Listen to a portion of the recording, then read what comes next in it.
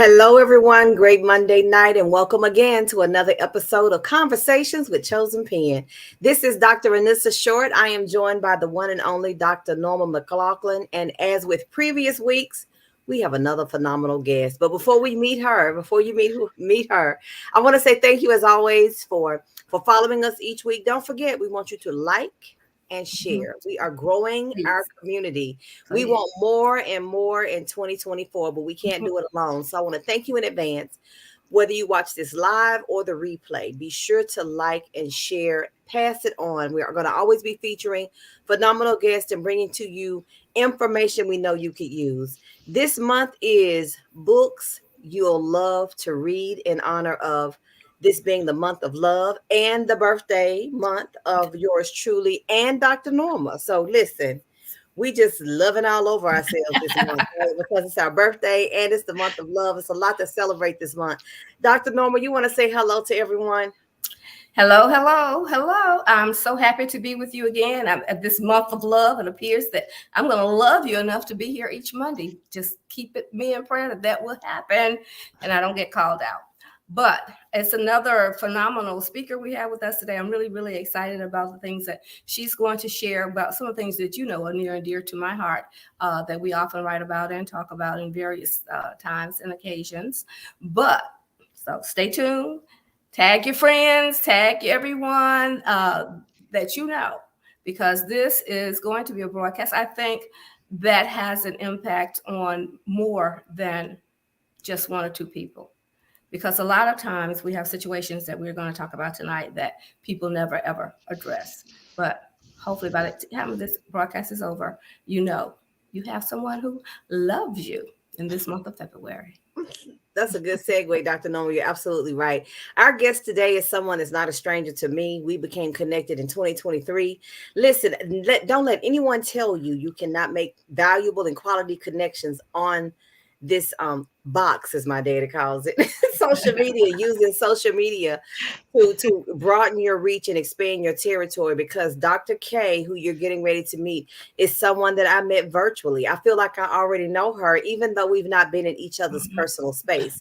But it's been a wonderful experience getting to be connected with her and actually meeting people by way of my connection with her. Because of that, my territory has enlarged. And I want to say thank you to Dr. K Mhm. just for that reason. So, Dr. K, welcome again to the show. Thank you, as I shared with you before we went live, for saying yes to the invitation. Tell everyone a little bit about you. Who is Dr. K? I want to thank you both once again for inviting me to this broadcast. I am so honored. And once again, Dr. Anissa, you know that I love you and I do appreciate everything. So let me just tell you a little bit about me. I'm Dr. K. I am the CEO of His Designs LLC, but also the creator of the Proverbs 31 and 10 brand, which is Ruby Girl. And Ruby Girl is all about empowering women and inspiring them. And just a little nugget about me, I love to see people win, especially women, and I love to help them win. So I'm all about promoting anybody that needs to be promoted. I have no problem sharing my platform. I love to see people win. So now, Dr. K, when you say your Ruby Girl platform, I Mhm. want you to go a little more in depth, because it's important. It's one thing to say I support women and I want to see them win, but I want people to truly understand what their platform is all about, and the ways in which you use it to be a cheerleader for others. Okay, not a problem. Now she's done opened the gate, so now I can really tell y'all all the tea. Are y'all ready? Let this tea cool for just 1 minute. So the Ruby Girl, let me explain what Proverbs 31 and 10. Who can find a virtuous woman, for her price is Mhm. far above the price of a ruby. So ladies, that makes you virtuous and valuable. And so I want women to know that you can be that Proverbs 31 and 10 woman, meaning just like she got everything done, she had her life prioritized, but God was still number one and she knew her role.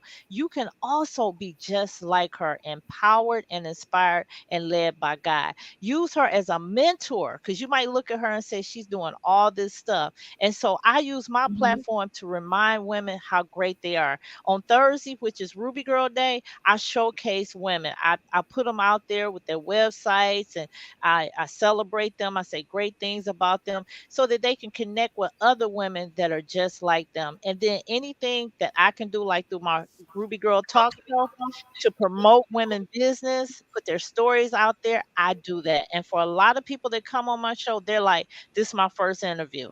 And so I like to be the first for women to put Mhm, them out there mhm. greatness. I love it. I absolutely love it. Dr. Norman, what do you think about this Ruby Girl platform? I love it. No, we were discussing it earlier, and I'm going, okay, so what is that? Is it a mentoring program? Is it a help program? What is the Ruby Girl? So this is her platform, similar to the platforms that I have with the forgiveness platform, a forgiveness movement that empowers people to be better than themselves, than they currently are themselves, especially for women, because we know, and I'm sure that you know, and that you express through this, that our self-esteem, self-worth, all of that is very, very low.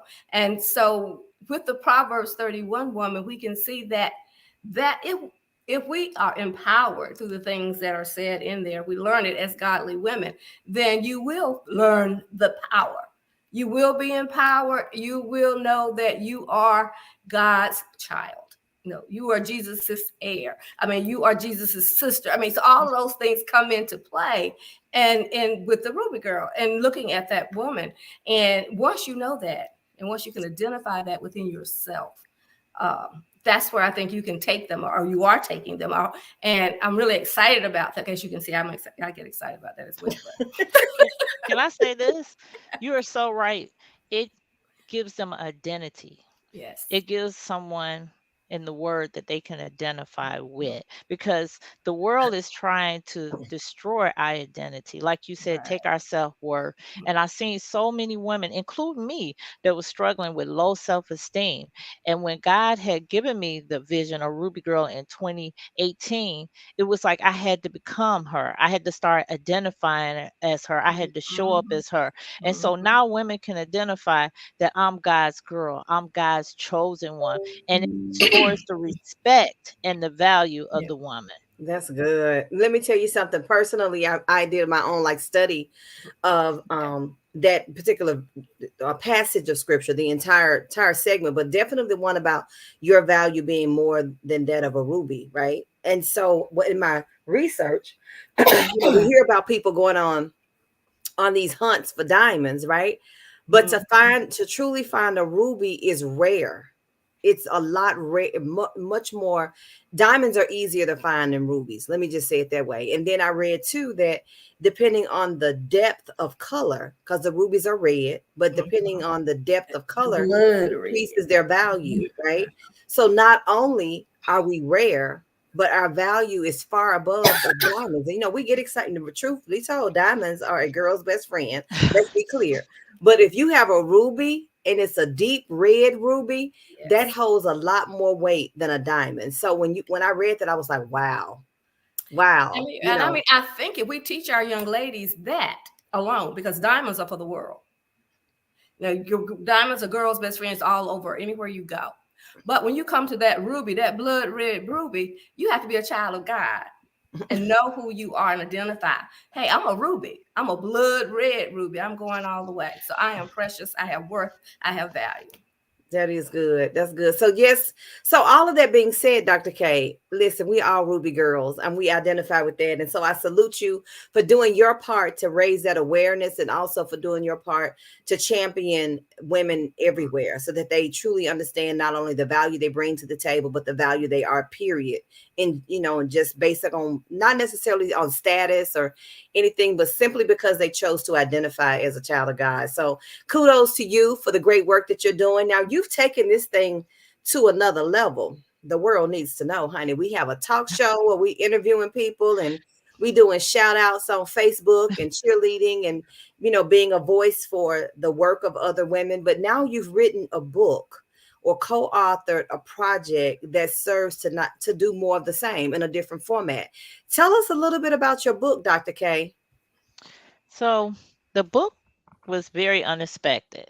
I have been practicing writing all year a book. I've been switching up. And then it was like I connected with a young lady, and she was telling me about this website. Went to the website, and God just started downloading everything to me.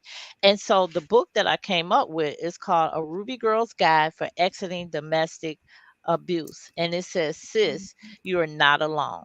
So it's a journal for women that are experiencing real time abuse. Now, there's journals, there's books, there's workbooks once you come out of abuse. But what about the woman that has to hide in her closet because her abuser is looking for her?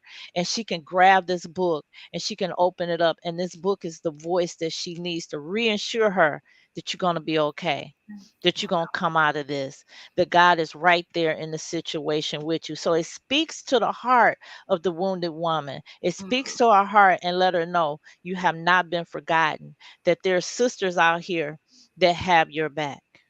Wow.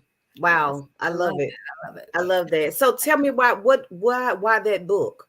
Was there because did you find that in your connecting with women through your platform, you found a lot of this, inadvertently, or is there some kind of personal connection with people that you know more intimately? Share why you felt that would be your first. So I remember being 3 years old. And I remember sitting on the floor playing, and my mother and father was fighting. And so they were going round and round, and my father was accusing my mother of cheating on him, and she was denying it and everything. And then a few months later, my father actually stabbed my mother, trying to Mhm. trying to kill her. And she had left and got away from him, and then eventually my mom did end up dying. But the thing that got me is when I had a conversation with my father, and my father began to tell me some of the things he did. He said he hid up under the porch. We were down south. He was down south in Mississippi. So the houses, were built up off the ground. He Mhm. hid under the porch with a shotgun one night waiting for her to come home. And if she had came home with a man, he would have killed both her and that man. But this is the thing that really took me back, and how this affected me. When I was 3 years old, I made up my mind sitting there on that floor watching my mom and dad fight. I said, they can't be trusted to protect me. So I'm going to have to take care of myself. And because I had that attitude, Wow. it caused me to walk into a situation where I was molested, because instead of me running to my dad for protection, in my heart it was like, you have to Mhm. protect yourself. So that's why this book is so important to me, because of the things that my mom went through. Maybe if she had this book, she would have realized her worth and her value, that she was a Ruby girl, and she'd have been like, let me get out of this situation before it escalated like it did. Mhm. Wow. Wow. Mhm. Oh, wow. I can say this. I had a conversation with two gentlemen on this weekend, and they were making reference to their personal experience as it related to the relationship that they had, or the lack of relationship that they had with their biological family. And so while they weren't the biological father, rather, and while they both grew up in different households and different circumstances during a different time, both of them had the same conclusion, is that when they became an adult male, they knew that they were going to be there for their children. So people can look at circumstances, whether it be good or bad, and come up with a different conclusion. But they made a decision for the better, to be a better version of what they saw or what they experienced, or failed to experience. I hear you saying the same thing. This was not a good thing for me, but I'm going to take that which probably could have ruined or served to maybe not serve me as well as it could have. And despite the negativity I faced as a result of it, I'm going to find a way to make it work in my favor and help other people. I commend you for that, Dr. K. I really do. That is a really, really good thing. And I feel like I'm not even giving you the praise you do for what you've done by saying really, really good, because it's so exemplary for sure. Dr. Norma, you have anything you want to add or say? No, Or I mean, that really just touches my heart, because in counseling and talking to other women, that happens so often. And oftentimes, as Anissa has pointed out, Dr. Short has pointed out, it's not necessarily positive. Yeah. That those people who've experienced that end up going down the wrong path. But I've also talked to people who similar to you, their father wasn't there to protect them. They ended up really hating their fathers or displacing their fathers. I mean, this can be male and female, but especially for the female, they ended up We look at teenage pregnancy. We look at all the statistics of things that are happening. And if you go back to it, you can see that the father did not have that protection or that cover that we needed over that young lady, over that girl, even the young man, as I said. So we can see the importance and the significance of that father and that father's role, and the of the mother, and the mother not having or feeling the value that she needs in order to protect her own daughter, because her daughter doesn't have any value. She doesn't. Her daughter probably won't either. And I call it the doormat syndrome, and they stay there in that situation instead of knowing God doesn't want me to be a doormat. God doesn't expect me. I'm married, yes, but obviously I am unequally yoked with this man if he's doing this, because he cannot be of God. So those are some of the things I think we need to express and teach, so that our young women, because we see they're really going way down some rabbit holes right now, but they can learn and understand why they're doing the things that they do. That's true.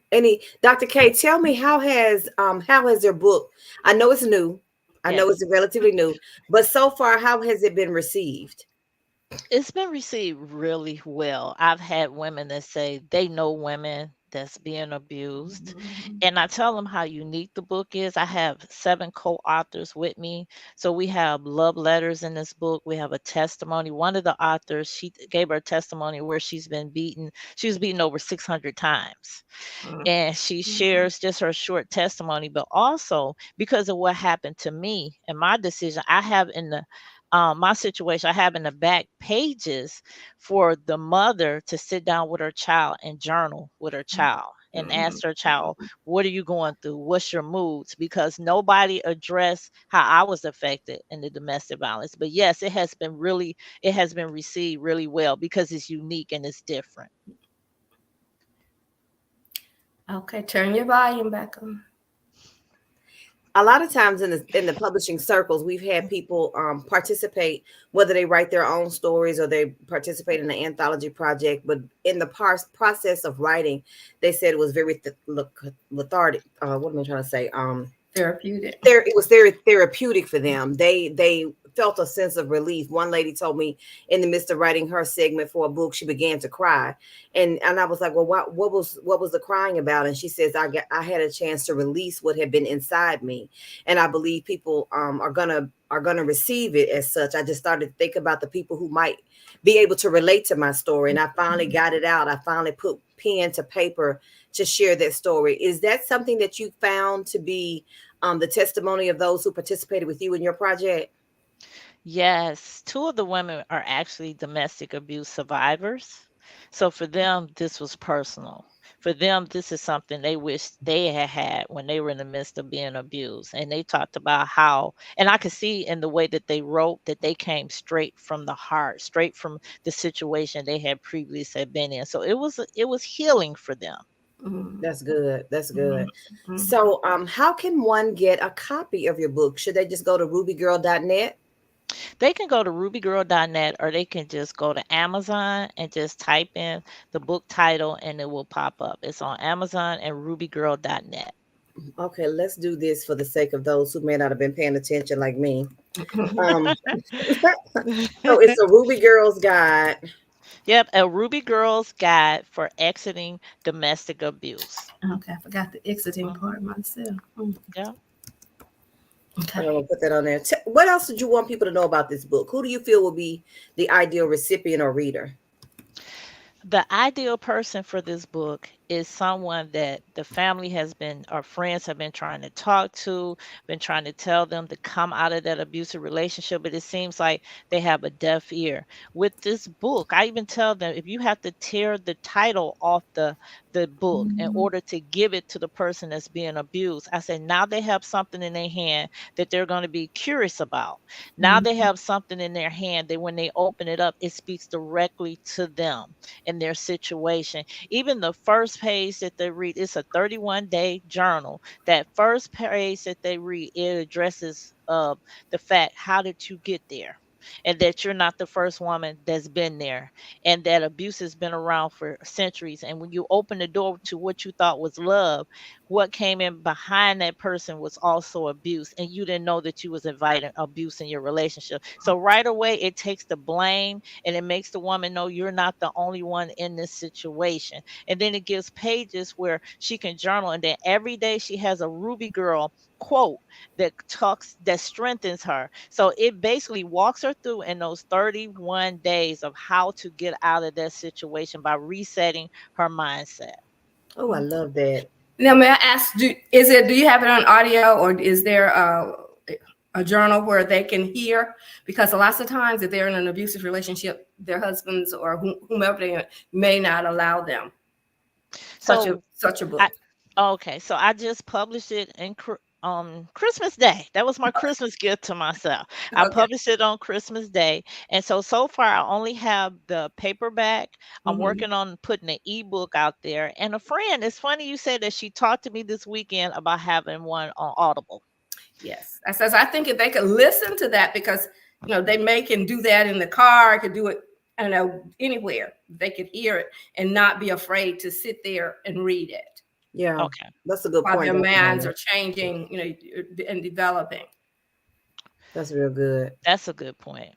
I I, agree. I love the fact that you are addressing the the the elephant in the room, with the abuse, but Mhm. not you're starting with building the person up, working Yeah. to help shift their paradigm, their thinking about who they are and why is this happening. And in doing that, you also, because you have the Ruby Girl quote, you're serving to build them up internally, because once they get that shift, eventually they're going to say, I'm not going to take it anymore, Mhm. because I know who I am. I've been reminded of who I am. I don't have to be a victim. I'm not a victim. I'm choosing to be victorious. And once that mind changes, everything else starts to shift. It really does, to work in their favor. And I think that's what the friends and the family forget. Why don't they walk out of it? Why don't Right. aren't they tired of getting beat? It's not that. It's a mental thing. You Yeah. first have to change their mind. And once their mind is made up, then they're out of it. Because I see so many murder suicides, so many women that's getting Mhm. killed. And a lot of times the women think, well, he wouldn't harm me, but he's beating you. So He's he's already degrading harmed, you. He's and it's building steps up until one day he'll end up taking your killing. life. Because Right. for Mhm. like 53 years, well, I would say 50 years, I had believed that my father had actually killed my mom. That's what I believed. That's what I grew up. It wasn't until July of last year I got her death certificate and I found out that my mother wasn't murdered. But that was my story from when my mother had passed. I told everybody that was my testimony. So until I found out the truth, I had some issues, some daddy Mhm. issues with my father, but I had already chosen to forgive him, whether it was true or not. And I'm so glad that was not the case. But the route that she was going with my father, it still would have been a lot of hurt and a lot of pain that she would have Mhm. suffered. That's good. Oh Mhm. wow, that's really good. I don't even have I think when I say this is a book you'll love to read, I thought about that when I'm like, well, is it really something you'll love to read? Yeah, I think so. And it's one that you would want to give as a gift. I'm glad you made Thank- reference to that, I because think I'm not facing domestic abuse, but because I do work with women and I can pick up on context clues and conversations with them, that they may not be physically abused, but they might be dealing with verbal abuse or and mental psychological or abuse. That's mental all. abuse. And so Mhm. to be able to offer them something to read, to encourage them, to help build them up, to be an extension of you, Dr. K, to be able to let them know, like, sis, you're a Ruby, you're more than you are valuable, you are worthy, and this is not this lifestyle and this experience is beyond your worth. It really is. It's beneath your worth, I should say, beneath your worth. Dr. Norma, any last questions or comments? No, we could stay here all night talking about this particular topic. As this one, as I said, is near and dear to my heart, and I haven't done it taught in quite a while on self-worth and women and forgiveness and that whole piece that we need to make women whole. And you're talking about them with their problems, and you're talking about family and friends, but a lot of times that woman who's in abuse is taken away from her family and her friends. She may be even be in the same city or town, but her abuser doesn't allow her to have those types of relationships. So that's what I'm saying. In order to break that cycle, or to build her up. She has to be able to hear something if she's unable to read, because she probably would have to read it in private, which she probably doesn't even have at that point in time. But. Yeah, that's true. I never thought about that though, Dr. Norman. You're right. So to have it in an audible format would just be another extension of your hand, making a difference to the lives of others, Dr. K. Yes, I do agree. And thank you, ladies, for that suggestion. You're very welcome. I can really see this, Dr. K. Honestly, I know you do with your platform of the Ruby Girl. I can very easily see this being some type of summit. This book precipitating some type of conference or summit where the conversations can continue. And the book, even though the book is making and will be making a great impact on the lives of other people, it's just the beginning of something even bigger. Dr. Norma, would you not agree with that? Well, I said the book is only what? The start. The book is just an instrument that allows you to grow and allows you to reach a much, much, much larger audience, which means your book has to go into a course, your book has to go into a summit, your book has to go into a conference, it has to go online, it has to be all of those things in order, because if God gave that to you, he has, I don't know how many people out there waiting for the word. And you've got to get that word out to then more than however many people that you can sell the book to. Yeah, that's true. I can see going into domestic abuse shelters, being able to gift those copies to women. Of course, October being the best. Many people know October is Breast Cancer Awareness Month. So we got plenty of that. But the domestic abuse awareness is just as important, if not even more valuable. Right. Or just as valuable. That, I mean, even because we do so much with that, but to have churches buy books to send to shelters. I mean, we're always trying to do outreach, but you can, and we know they need clothes, they need money, they need anything to get away from health, if they come. But sometimes in the counseling sessions, that those books are available for them to give to those ladies, or those if there's a download that they can give to the ladies, would be a wonderful thing. Right. That will be. I mean, you have people who are looking for something, some kind of outreach to do, and I think that would be a great one. It would be. So, Dr. K, we've given you some ideas. Not that you needed something else to add to your plate. I'm like, I'm gonna be working the sun up, the sun down. We're gonna keep you busy. That's one of the things you can depend on with Dr. Norma, because honey, you think, okay, well, that's great. She's like, no, that's not the end. The book is done now. What's next? And I'm like, what's next? So yeah. So listen, don't worry. We won't bill you for that advice. That's free. Thank you. I appreciate it so much. Any last comments or words you want to share, Dr. K, to those who may watch now or watch later? I would just want to say, if you're one of the women that are watching and you don't have a place of peace, and you have somebody that's either physically abusing you or emotionally abusing you, that God is waiting to give you a whole new identity. And I know you might think, well, I'm not worthy because he says I'm worthy, but God established your value in Proverbs 31:10. I'll call you the Proverbs 31:10 plus woman. No matter where you at, your value never diminishes. And so always believe God is right there in the thick of it. You might not feel that he's not there, but he is, because you're still alive. And every day that you wake up is an opportunity for you to start to change your mindset to get out of that situation. If you know someone that's being abused, get this book for them, because they no longer can hear you, but they can hear God through this book. There's scriptures, there's things for them to write it out. And God did not put this in the earth for it not to be a tool to save some woman's life. This is life and death out there. Amen. I love that. I love that. So it's the book, A Ruby Girl's Guide to Exiting Domestic Abuse. It is available on Amazon, but if not, you can simply go to rubygirl.net, connect with Dr. K, see all the phenomenal things she's doing and the impact that she's making, and of course, secure a copy of the book for yourself or for others. Next week, same time, 6 p.m. Eastern, same place. We're going to have another phenomenal guest talking about books you'll love to read. No doubt about it. Dr. K, thank you again for saying yes. It's been an honor to have you, to be on this side, because you're usually interviewing me. So I appreciate the opportunity to share you with the world. Any last words, Dr. Norma?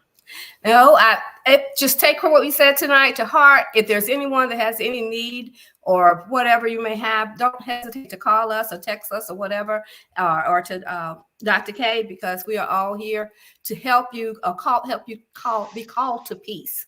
We know that God calls us and wants us to live on this earth in peace. And if you're not, then let's try to figure out what we need to do in order to do so. That's good. Thank you again for joining us. Don't forget, be sure to share this content with your friends. We are growing and we're wanting more to reach more and more in 2024. It's been another episode of Conversations with Conversations with Chosen Pen with Dr. Norma and myself and our fantastic guests. And as I said before, we'll be back next Monday with another phenomenal guest discussing books you'll love to read. Thanks again for joining us and have a wonderful night.